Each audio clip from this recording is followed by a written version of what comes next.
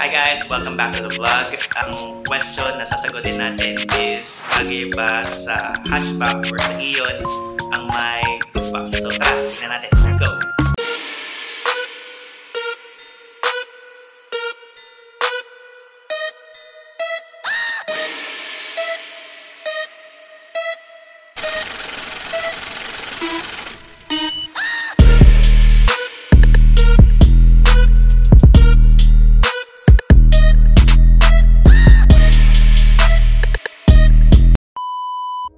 Today yung dating ng mga roof boxes na in-order ko.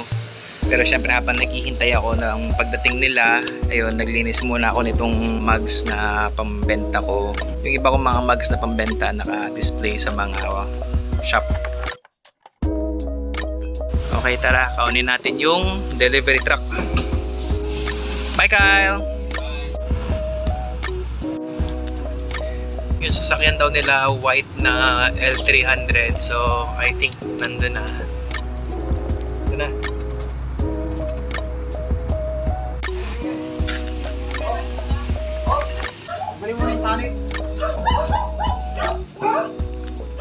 Brand new.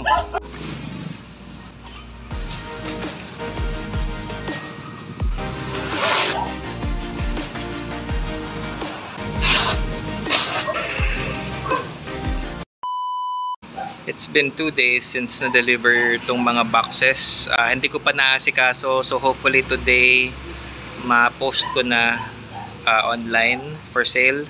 Pero yan, ito yung isa. Yan, ito yung mga accessories that came with the box. Tapos ito yung isa pa. Here's the other one. All of them are brand new. Yan. Nasa labas nga lang ng kalsada yung kotse, kaya ipapasok natin dito para mapatong natin tong roof box sa bubong para at least malaman natin kung bagay or hindi. Let's go!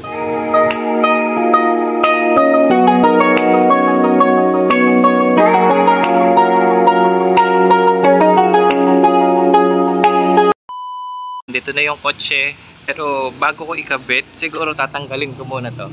Itong antena kasi feeling ko sasabit. Ay, tanggal na. Diyan ka muna.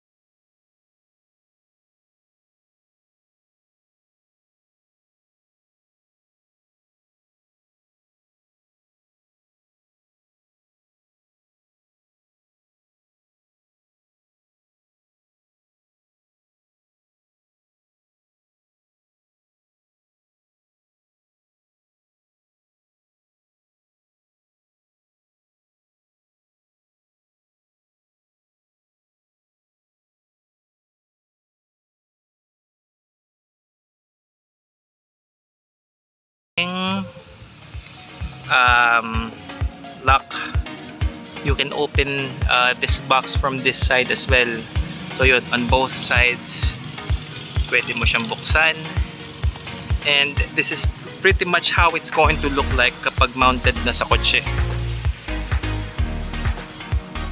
Okay, so yan yung front view, side view, yan, ito yung itsura.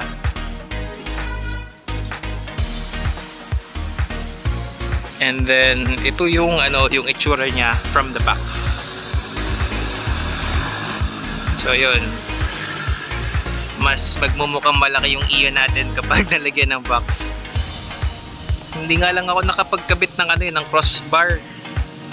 Siguro mamaya pag may nakita akong crossbar na available, siguro lagyan ko ng crossbar yung Ion para ma-mount natin ng ayos.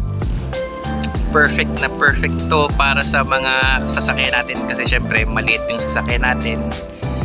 Yung additional space na this can provide is going to be a big help kapag let's say biyahe kayo ng pamilya tapos madami kayong dala. Yan, perfect yan. If any of you guys are interested with purchasing this box, siguro comment na lang kayo para we can exchange contact details. For now, tatatlo lang yung available ko na ganyan. So yun, take the opportunity to avail of this brand new roof box. Again, meron yan. Tapos there's two others sa loob. Again, they're brand new. It's complete with accessories. Yung ano niya, yung hook niya, yung may strap siya sa loob, may key. Pero hindi included ang crossbar, guys. You would have to purchase your own crossbar separately. Siguro by next week magkakameron din ako ng paninda ng crossbar. So again, just comment on this video para we can exchange contact details if you're interested with purchasing these kinds of boxes. Later siguro tingnan natin kung bagay din sa SUV yung ganitong size na roof box. Sa kasi pag sa hatchback feeling ko sakto lang pero yun nga, tingnan natin kung pwede rin sa SUV yung ganitong size. For the next demonstration, we have an SUV right here. Tingnan natin kung bagay ba sa SUV itong ganitong size na roof box. Let's go!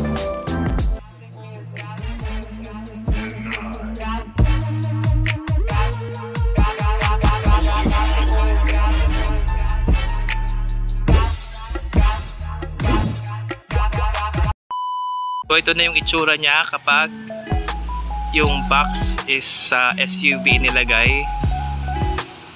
Parang okay din lang. So yan. This would be the end of the vlog. I hope na maging guide tong video na to para sa mga gustong maglagay na roof box sa hatchback nila. So yeah, that's pretty much how it's going to look like. So if you like this video, please hit the like button and also please subscribe to my channel kasi malay nyo someday magpa-giveaway ako ng ganyan sa mga subscribers. So please make sure that you're subscribed, and as I always say, I make these videos just for you. Bye bye.